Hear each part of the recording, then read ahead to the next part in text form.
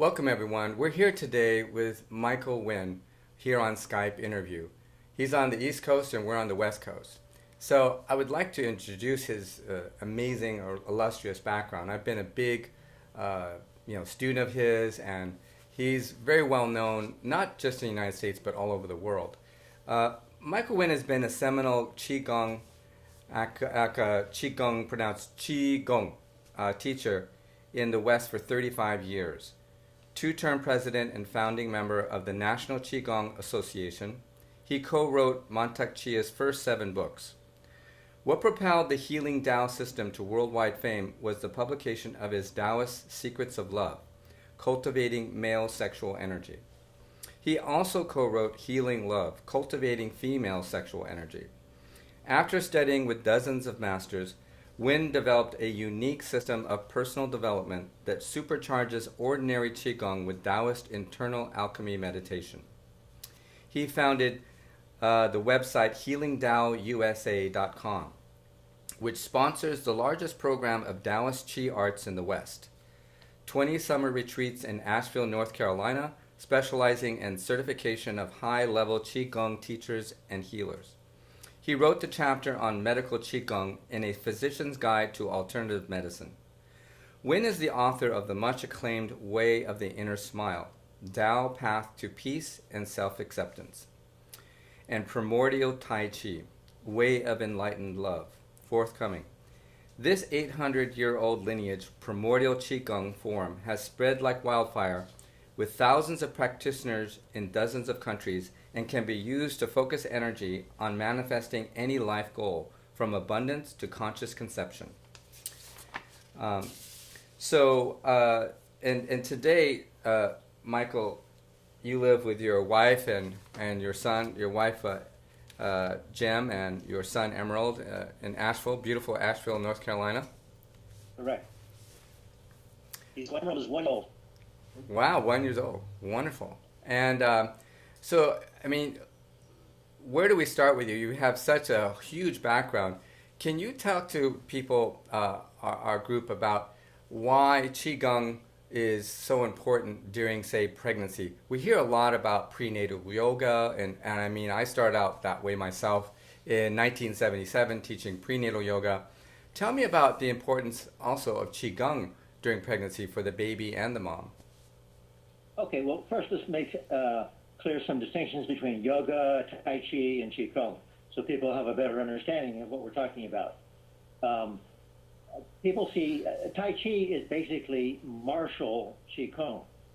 So Qigong is actually something that's about 2,000 years old or older in China, but we have actual written evidence going back 2,000 years. And then the martial arts developed out of those movements into longer forms, such as you see for Tai Chi players. But generally today, Qigong is considered to have more medical and spiritual focus than Tai Chi, which is really martial. So that the focus on Qigong is on gathering Qi inside your body, not using it to defend against someone else, okay? So there's a big difference as to where you direct your Qi when you're using Qigong, so you can use it for spiritual or medical purposes. Well, that's an important distinction, like, you know, the yang forms, the external forms, or they call them the hard martial arts, and the internal martial arts, like Xingyi, Pagua, Tai Chi. Well, Tai Chi you're saying is more of an external form, right? No, those are internal martial arts, okay? Xingyi, Bagua, and Tai Chi. Those are the 3 main ones. They build internal energy, but then they express it externally. Got it. So they do build internal energy, but they're using it not for medical purposes or not for spiritual purposes necessarily, okay? Mm-hmm. There are obviously health side benefits to all those internal arts, but it's a very big difference is when basically I would say think of Qigong as you're doing Chinese medicine without acupuncture or without herbs. You are directing the Qi in your channels. You are activating the organ spirits. You're activating the energy body. And then you have a specific target medically or spiritually, you know, conscious conception is a spiritual process. So these are just subtle distinctions, but they're very important if you're, concerned about pregnancy or conscious conception. You really are better off with Qigong, a medical or spiritual Qigong, than you are with Tai Chi. Now let's talk a little bit about that, Michael. Like for instance, we know like in Chinese philosophy and Chinese medical theory that you have yin-yang distinctions and the 8 principles, the 5 elements, and which are really like the 5 organ systems medically. And then if you look at, qi and blood, they say in Chinese medicine that the qi drives the blood. And so can you speak a little bit about, like, say you're a pregnant woman and you want to understand why you're doing Qigong. What's it going to do for her baby? Okay. So when the mother is pregnant, of course, the actual growth of the embryo inside of her is the most yang condition that she will ever find herself in during her entire life. The expansion of that child so rapidly produces very intense, very warm yang energy. So for example, my wife, who's normally very cold, we'll say chilly, was suddenly hot and sweaty, and when she was pregnant, and she has all this yang energy, but it's from the child, okay? And it overflowed into her meridians, into her energetic system. But it also taps into the mother's blood and her qi. The child is drawing on that, okay? So the mother needs to do whatever she can to sustain and support that child growing that rapidly inside of her. So there are different types of Qigong for doing that. And it might be interesting to make a point of reference between various types of yoga and Qigong, what the difference is. And I think they're all forms of these kind of energetic exercises are fabulous. They're all great for you. What I have found to be so useful about Qigong is that you can target particular organs, particular meridians more effectively. It's more medically oriented. The Chinese had a very sophisticated map of the body and the energy map of the meridians at different levels. And they developed Qigong, as a form of medicine. If you go to a Chinese medical school in China, you'll learn herbology, Tuina, which is massage. You'll learn acupuncture, of course, and you'll learn Qigong, medical Qigong. So it's just another way to move the qi or to move the blood, okay? But you do it without the needles or without the herbs. And what's significant about Qigong, and the reason why I think it's so valuable for people, is that you are doing this for yourself. You are mobilizing your own internal will. And you're saying, okay, I want to draw qi. Maybe it's from the external environment, the sun, the stars, the moon, the air, the whatever, the river, the oceans, or I want to draw it internally from my organ spirits, from deeper inner dimensions, spiritual dimensions, maybe where the child is coming in from. So you have just kind of a very clear, focused map of what you're trying to create and what you're trying to do. Well, Master Winn, I love what you're saying. This is such amazing information because, oftentimes we don't think about, the mother doesn't think that she has this powerful ability to generate her own qi. And what you were just saying then about how she can affect her acupuncture meridians, her subtle anatomy in her body, and her blood therefore as well, how that affects the blood. And this very yang condition that she's in, this state of like incredible explosion of cells in her body. That's and then what you were talking about she can actually generate and conduct the qi from nature. Can you speak more to that? Like how we hear a lot about grounding and using these copper wires to ground us to something in the wall, like you plug this stuff into the wall and stuff like this. Do we really need that? Why can we just go back to the basics of like walking on the beach and doing qigong on the grass? I mean, what's your perspective on this? Okay, so my sister was an early investor in these earthing devices, and she sent me one, so I had one to test. Okay, again, it's the difference between external technology and internal power. I think these things can be beneficial for some people. They can be supportive. But nothing can compare with what you align with and what you gather in. A human, the human body, you could say the human body mind, is such a powerful and sensitive energy tool when it's focused. There is nothing that can be manufactured physically which can come even close to it. So, for example, I tried out this earthing device, and yeah, copper grounds it and it connects to the earth, and for some people that's good. And I've tried many other devices, okay, energy devices, over the years for healing energy, everything. I don't use any of them because my Qigong practice takes me, I can go to the center of the earth. I don't have to be on the surface getting, just a little bit of this earth Qi here. The mind can resonate with any Qi in the entire universe. And what's important to understand about where the power of Qigong comes from, so the power of Qigong comes from what the Taoists would call Gan Yin. Gan Yin is a Chinese term that means harmonic resonance. So what is harmonic resonance? You meet somebody at a party. You're like, your souls are vibrating together and you're going, hey, for some reason I feel like you're who I want to be with. That is resonance at a distance. You've never had sex with them. Maybe you've never touched them, okay? But you are feeling the vibration. And you can go to a party. There could be 30 people at this party. And in a space of 5 minutes, you could walk through that room and you will pick the people that you feel resonance with. We have this ability. It's just every human being has it. So people are using this harmonic resonance skill all the time, but they simply don't know how to focus it for medical or spiritual purposes.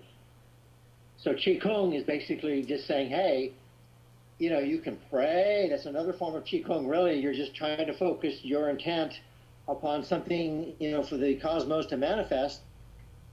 And Qigong is just like a way to bring that into focus, into ground, into your blood, into manifestation, rather than kind of being just a thought form, okay? So, in the West, visualization and, thinking positive are very popular modalities. And you could say these are kind of a partial Qigong. They have certain frequencies that they're using, and they're projecting out a thought form, okay? Napoleon Hill, think and grow rich, okay? These are old ideas. They're very, they're part of the New Thought movement here in the West. What the Chinese have, though, is I call it whole body enlightenment. It's not just your thought. It's not just your feeling. It's your blood. It's your Qi combined with your feeling, combined with your thought, and movement, breath, intent, many things all rolled into one. It makes 100 times more powerful when it's your entire body mind, which is focusing your intent. Now, Master Winn, that's a really important distinction you just made. Thank you very much for that. In the West... Excuse me 1 second. I would prefer that you not call me Master. I prefer no titles. Okay. So if you can call me Michael or Michael Winn, is fine. I really don't, I choose not to use any titles. Well, in the West, in California, everyone calls you Master Winn. Just so you know. Okay, but thank you. I'll call you Michael. Michael, in the West, we do a lot of these seminars. I was a human potential junkie. I did every seminar you can imagine. It would take all day to describe them all. And one of the things I realized at some point, like what you're saying, is that there's another part that where your physiology, your Qi, your whole being then backs up that mental. There's an alignment there where there's a completeness. You might say, like with men and women, there's something about when men and women come together in this tantric sexual union, and then there's something magic that happens where God's love and grace and happiness of the universe streams in, As ideally, you want that during conception, right? And what you're making, this distinction, is so important because we often think like just this self-help thing, taking something like a mental course, like you're saying, like, there's nothing wrong with that. It's just that sometimes people don't have the balance. That's such an important distinction you're making. Yeah. So let's bring this down to the level here of conception and pregnancy, okay? Mm-hmm. Because I think that's really important. I mean, I'll just say that I'm like you. I studied every system I could look at just to learn more about it and see, leave no stone unturned kind of philosophy, And so I have a very wide exposure beyond Taoist, Qigong, and I've studied many, many paths, many different spiritual teachings, but none of them have I found to be as embodied and reaching down into this level, not just of the blood, but of the sperm and the egg. And that's what's key here. There are many people who are thinking, I want to be pregnant, and they're not getting pregnant. They're having the correct thought. They're visualizing it, but they're not getting pregnant. Why? Because their energy is up in their head, and the pregnancy is going to happen down in their belly, okay? Where are their testicles, where the egg is, okay? And their chi, the thought is of thinking and talking are forms of chi, but that frequency is not hitting in the right at the egg and at the sperm, okay? So that's what I mean by whole body enlightenment, is that you're able to communicate with any part of your body that you need to. And that's where it's important here in terms of these kinds of fertility issues and conscious conception. So that's a really important distinction as well. Now, going back though, I want to go back to what you're talking about before around doing Qigong, say, in nature. Like, say I'm in the sequoia forest and the redwood rainforest in California, right? And I'm doing Qigong there. What do I do if I'm a pregnant woman and I want to, like, create more, draw on the Qi and conduct it through my body that's abundant in the rainforest? Okay. So one of the things you mentioned earlier was, do I need to be barefoot? These kinds of things. So when you start to develop Qigong skills, you do not need to be barefoot. The Qi will go through anything, through the soles of your shoes, okay? There can be risk from being barefoot. You can pick up damp, okay? You can pick up other types of local Qi that you may not want, okay? That dampness can cause stagnation, okay? A lot of women have trouble getting pregnant because they have damp heat in their womb, okay?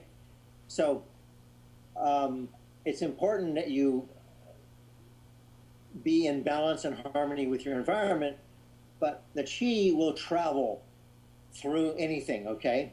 That's the whole thing about distance healing. If I want to do, I do phone sessions with people, and I can direct or help people direct their Qi anywhere. It doesn't matter, because the whole let me explain about the Qi field, okay? This is not just about, oh, I've got the Qi. That's kind of the martial artist attitude. Like, I'm going to kick your butt, because I've got all this Qi. Qi's everywhere, okay? It's in the air, it's in our body, it's in the earth, it's in the sky. We're in a Qi field, okay? And various beings and things have crystallized out of it. Because of this harmonic resonance, we can select out a frequency of any type of Qi from anywhere in the universe and say, I need that one. I want to draw that into my body. And you use a movement, or you use a breath, and you use other things to repeat that instruction to the Qi field. So repetition is important here. You don't just do a movement once or twice or 5 times. You do it repeatedly, and then the life force, the Qi field, gets your instructions clearly. So in this sense, all Qigong is like a ritual. You're making a set of clear instructions. You're saying, hey, nature, this is what I need from you. I need grounding.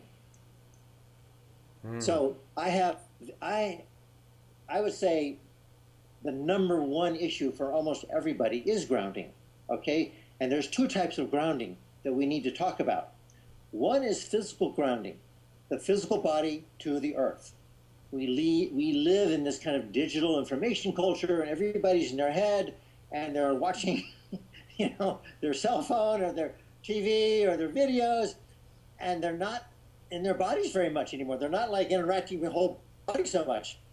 So that's a problem, okay? And number one is to get physically grounded. Your body connects to the earth, okay? Number two type of grounding is spiritual grounding. And this is, you can call the composite of your personality, your ability to think, to perceive, everything you're focusing outwardly. You need to be able to pull that in, connect it into your core channel. So they call this the Chong Mai, the thrusting channel or the penetrating channel. And there's some other 8 deep channels. They're sometimes called the 8 extraordinary vessels. I simply call them the soul channels. And they're different than the 12 regular meridians that kind of drive our personality. Mm-hmm.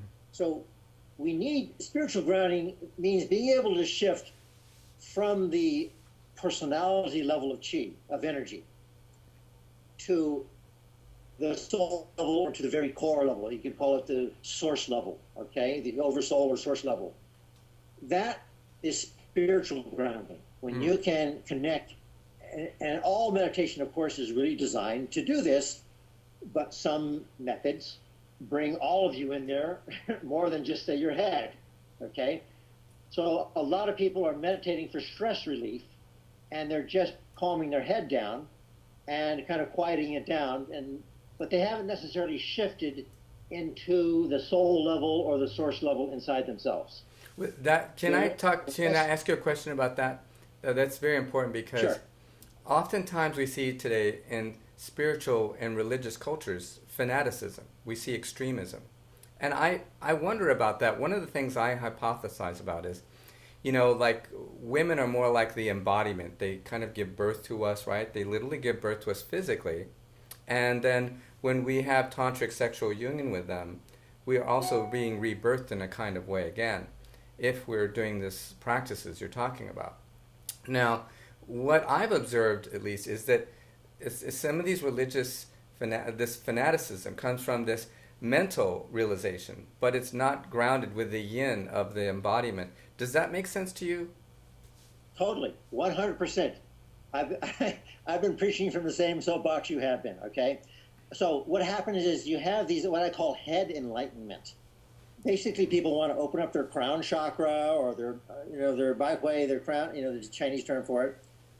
And they want to go out, and they want to go right back to source, to heaven, and they actually are committing spiritual suicide. They're trying to get out of their body because they're not able to face their reality here, and they're trying to go to heaven or someplace. They're basically saying, God, get me out of here fast. Okay, this is hell. And so to me, that is spiritual escapism. Okay, and they're having, what I say to people when I meet someone like that and say, what do you think is going to happen when you get to those pearly gates and there's St. Peter there? Do you think he's going to say, oh, sure, we'll be happy to take you back before you've done your mission? No, he's going to say, go back and love your life, love your body, embrace the world, and when you've done that, then come back and see me, and we'll see whether or not you actually have a gift to bring back to heaven. So that's kind of my take on it. Wow, that's very beautiful. That's quite amazing. So let's talk about that right after this break. So we're back here with Michael Winn.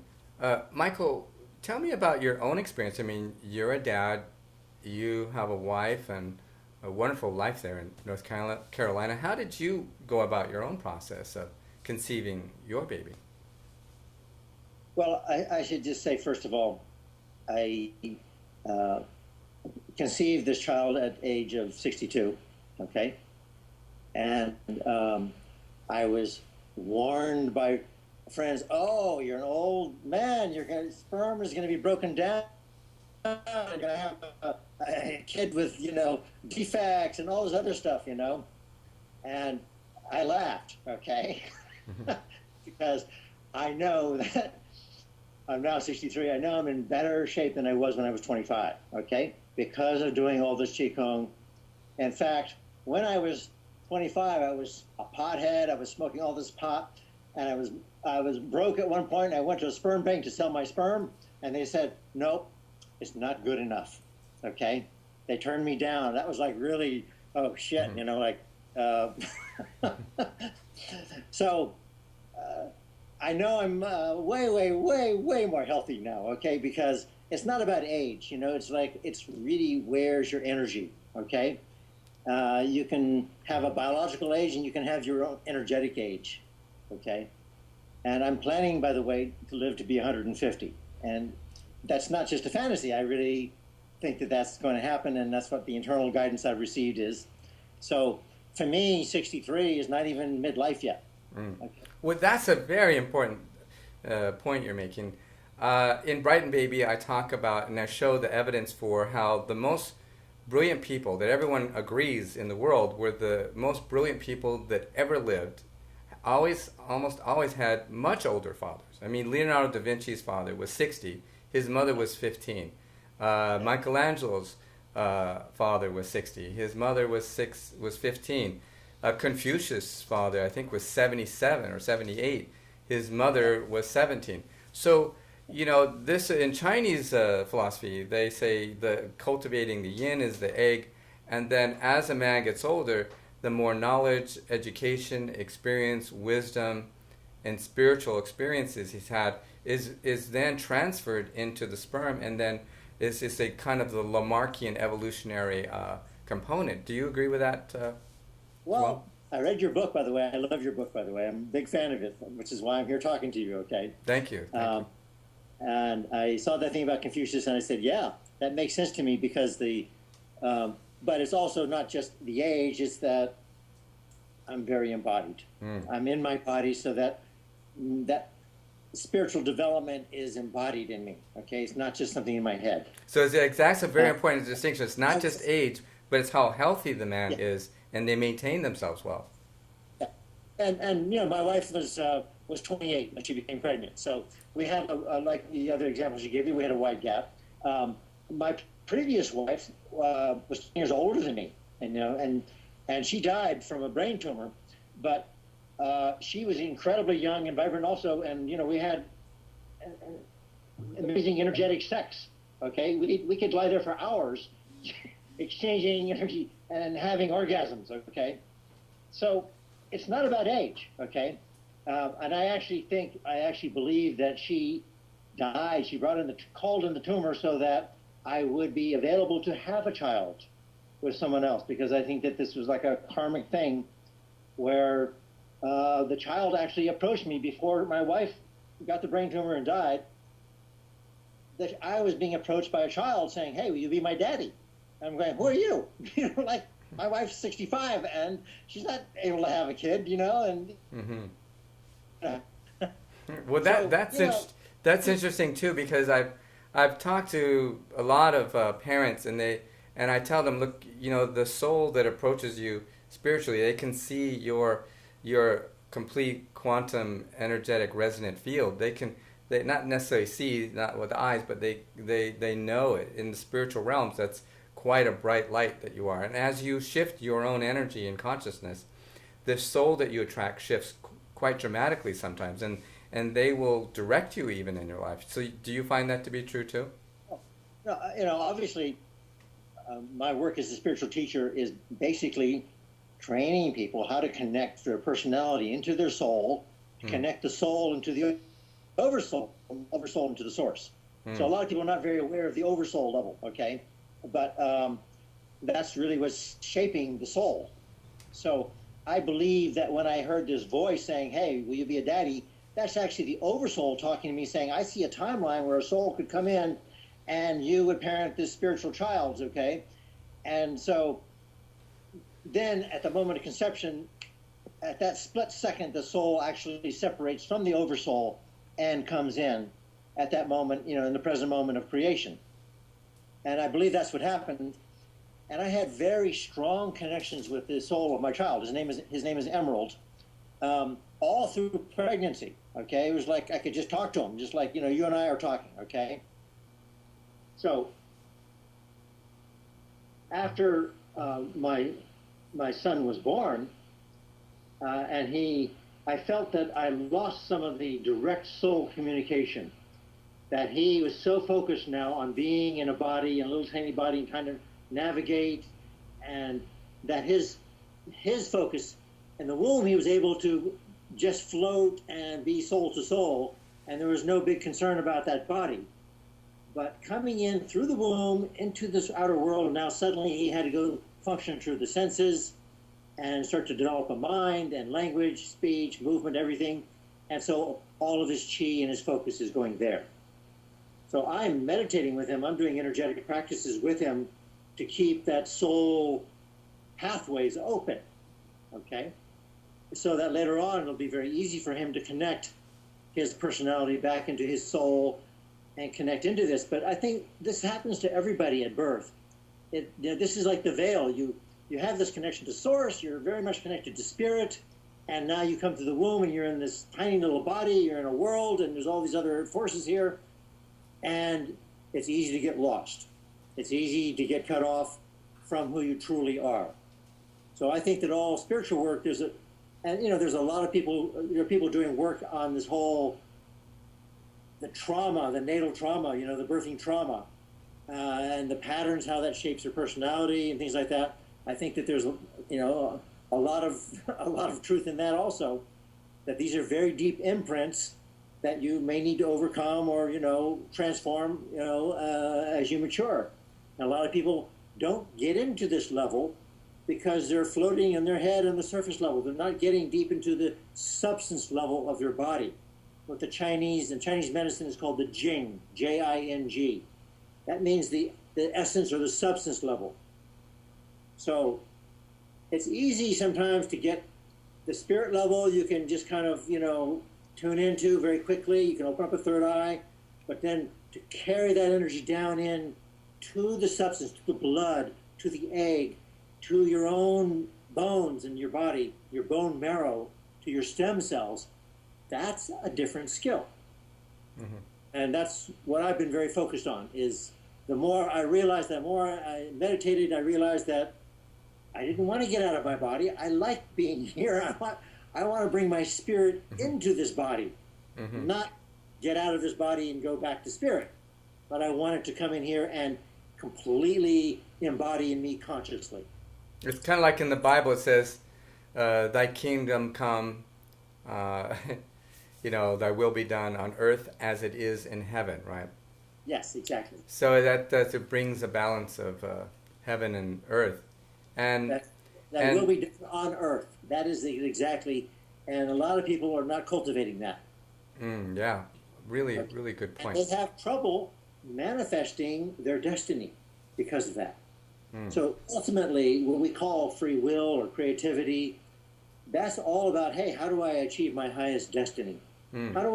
That's my meaning in life. That's my, I came here to do something, and nobody knows what that is. They have to find out what that is. But to find that out, you have to go dig in deep into yourself, into your relationships, into everything.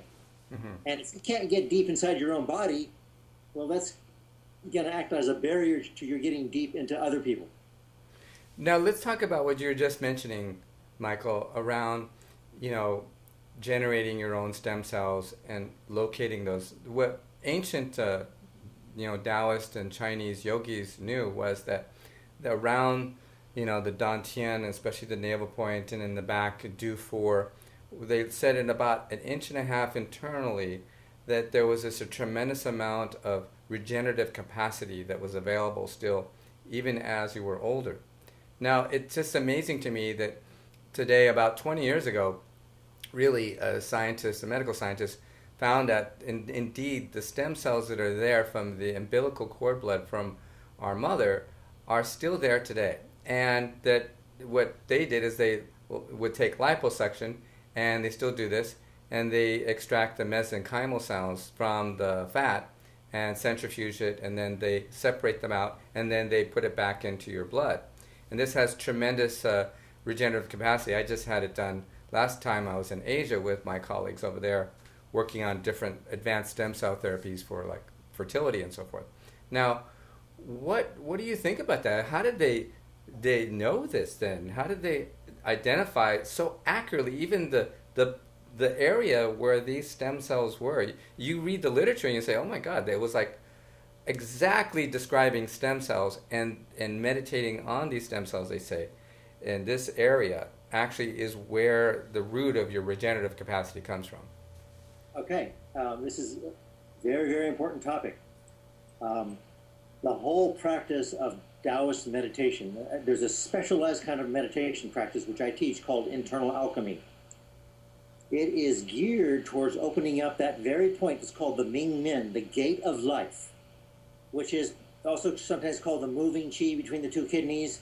It's at the level of the governor vessel 3 or 4 in the center of the body, and that is considered to be the portal where this primordial qi, this called yuan qi, original breath, comes into the body and converts itself into jing, into substance, which is what we would call stem cells.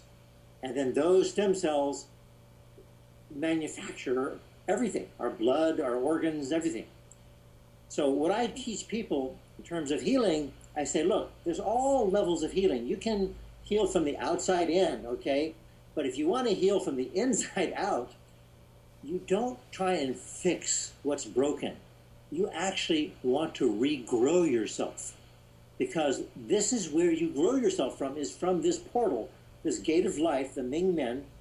And if you bring in more original breath, original qi in there, you actually kind of like reset your soul blueprint, and you just actually rebirth yourself. And so you grow a new body from there. This is like salamanders, you know how they do it? This is where human beings do it from, is from that point. And so that's the whole point of Taoist internal alchemy, is how do you open up that portal and get more of that original breath to come in? Because after it converts itself into postnatal breath, which is postnatal qi, manifest qi, it starts to get dispersed, degrade, you can become corrupted. It's like the scientists talk about the telomerase, you know, you're making your cells are making Xerox copies of themselves, and the copies get weaker and weaker and weaker, okay? What you need to do is birth a new copying machine, okay? Not just make copies, okay? And this is the type of qi that does that. So that takes, you know, more skill and more training, okay, and time to really open that up wide, but just being aware of it. And you can do very simple practices like the inner smile, which is just a way of opening up your kind of a soul level of your heart, and you can connect into that point, the gate of life, and saying, hey, I accept you, I welcome you, I want to open you wider. And that portal, I call, is the doorway between the outer chi field and the inner chi field. So the inner chi field is formless. In other words, when you kind of close your eyes and you look inside, you don't see anything. There's nothing there, right? It could go back infinitely inside. There's like no wall. You can say, oh, here's the edge of myself. You can't do that. There's nothing there. So that's because you're going to a formless, basically, the deeper you go inside yourself, that chi has no form yet. It has not taken body, but it has patterns. It's intelligent, and it's waiting for you to call it in. Then outside your skin is the external chi field. And you have the sun, the moon, the stars, the seasons. You have, you know, hot summer chi, cold winter chi. You have male chi, female chi. You have all these other types of chi, right, of energy. And, you know, you can, those are all also important to your development and important to your enjoyment of life. But if you really want to live a long time and you really want to regenerate yourself, you want to get that internal chi field opened up. And then you have a flow between the internal chi field and the external chi field. And that's what makes you at the healthiest level at any stage of conception, pregnancy, maturation, whatever. I don't know. Covered a lot of energetic territory there, but was that clear? It's fantastic. Well, now, say for instance somebody is doing, say, getting surgery, or say they even get stem cell liposuction surgery, and then they are, would you say that that this kind of internal Qigong practice would enhance the stem cell therapy itself? I'm a big fan of what I call blending together internal alchemy, which is internal power, and external alchemy, which is what modern science is. So modern science manipulates the elements from the outside, and they do a fantastic job of it. Okay? I love my computer. I love cars. I love everything. I love, it's amazing, okay? My father was a heart surgeon, okay? Medicine has got some amazing talents and abilities. I'm totally for all of it, okay? But a lot of that stuff is not going to work very well unless you also have the internal development. Let me just say, it'll work much better if it's supported internally, okay? So you can do things from the outside that are very, very good for you. I mean, eating food, diet is external. That's stuff, chi from the plants that you're putting in your body. And where did that plant get its chi from? From the sun, from the stars, from the moon, from the earth. So eating food is a way of getting that chi in your body. But you can eat that sun chi or earth chi directly. You don't need to get it indirectly through the food. That's what Qigong is doing. That's what internal alchemy is doing. Okay? So it's the combination of the two that I believe is important. Okay?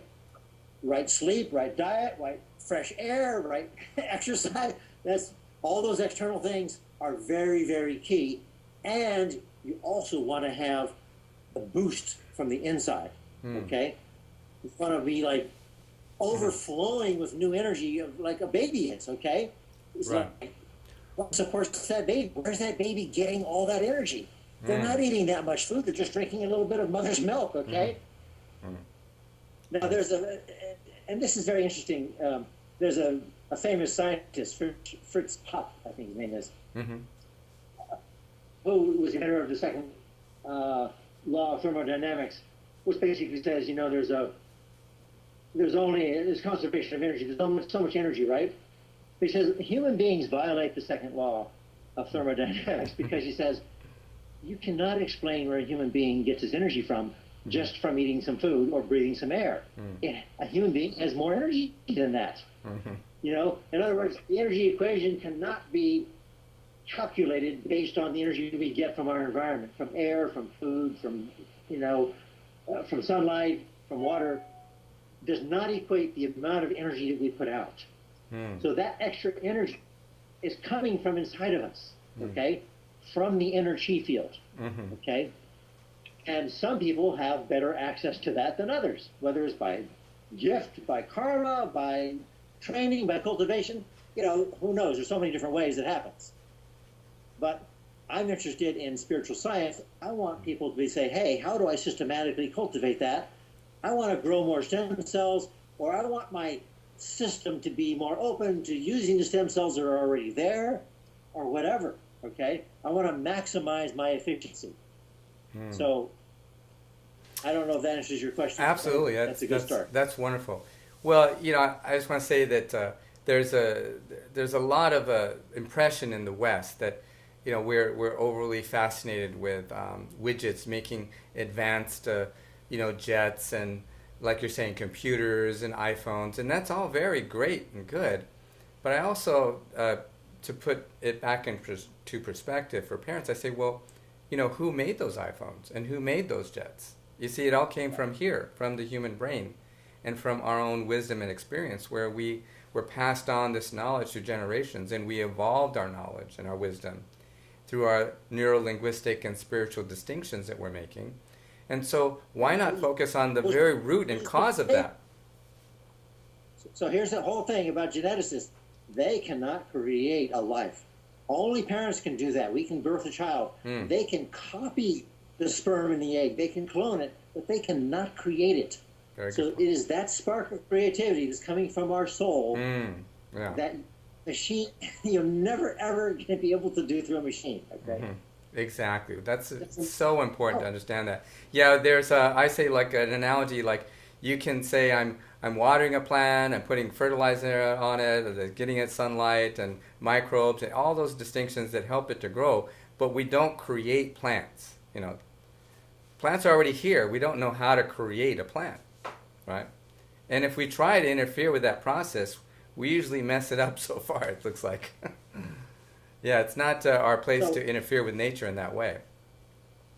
so the key thing here is, like the plant, it comes from the seed. The key thing is for the men to build up their sperm and for the women to build up their egg. Okay? That if you want to have a healthy child, that's what you're building. It's going to come from that sperm, that egg, and that you want to feed them all the right chi, and you want to feed them all the right food, and all the right love, everything. You know, all those ingredients together from inside and outside, you want to be able to direct into that sperm and that egg. So would you say that having and conceiving a baby is a spiritual practice as well? Totally.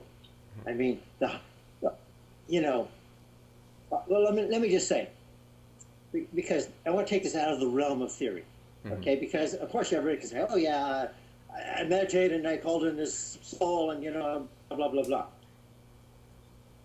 That soul, that spark from source, has to run this obstacle course to get here, okay? There's all kinds of ancestral layers of patterns there, okay, that they're picking up on the way in, and stuff from the collective. Just like, oh, you want to become a human being? Oh, here's your work ticket. Here's your assignment, okay? So that you can call your karma, you can call it your astrology, whatever your belief is. But you don't come in blank, okay? So the challenge for a parent in conscious conception is to get as clear a path as possible for that soul spark to come in without getting tripped up on the obstacle course, okay? So that, and so that means the parents themselves, of course, have to be clear, okay? And they need to do that work so that the child can come in. And I have found what I call a cosmological Qigong form. This is what I call primordial Tai Chi or primordial Qigong. This is a very simple ceremony. It takes 12 minutes to do. It's based on a combination of Qigong, Tai Chi, Feng Shui, you know, Chinese medicine, Chinese astrology, everything rolled into one, Bagua. It gathers the chi from all the directions, north, south, east, west, front and back, left and right, heaven above, earth below, and the three dantians, the head, the heart, the center within. And it gathers them all inside you through this 12-minute ritual. It is based on the I Ching as well. It has the 8 trimer. It has the Chinese calendar rolled into it. It's amazing.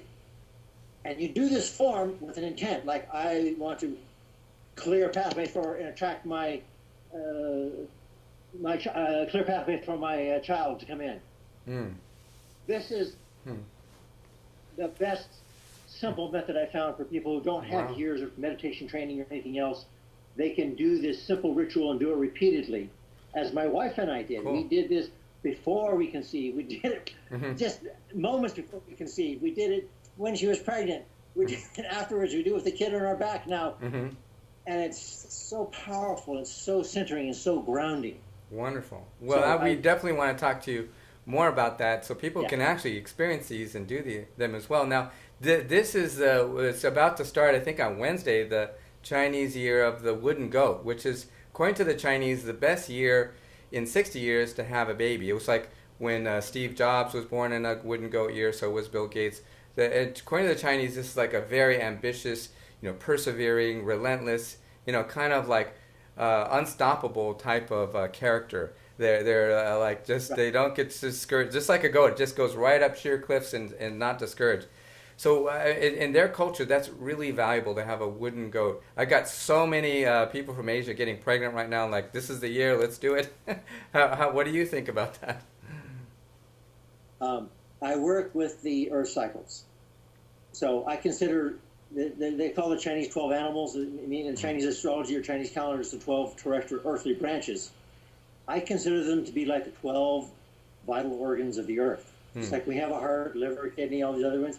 These are 12 aspects of the Mother Earth psyche. And each one comes into like dominance or strength for a year. So it's not like, everybody on the planet Earth is experiencing that energy while that energy is dominant. So I've already been doing this primordial Tai Chi or primordial Qigong ceremony to welcome in that yin wooden goat, the female wooden goat, and to gather that Qi inside my body and to put it to work for me. And my projects for the health of my family, my child, my wife, and I, and for all my projects in my life. So I work very closely with those cycles in nature. And I believe that the Chinese are very just tuned into that. They're very, you know, Western astrology doesn't even include planet Earth, okay? Everything's up there in the sky. Chinese astrology, Earth is the most important planet because that's the planet we live on. So that chi from the Earth is part of why the Chinese culture and the Chinese practices are so grounded, because they're totally tuned in to the Earth frequency.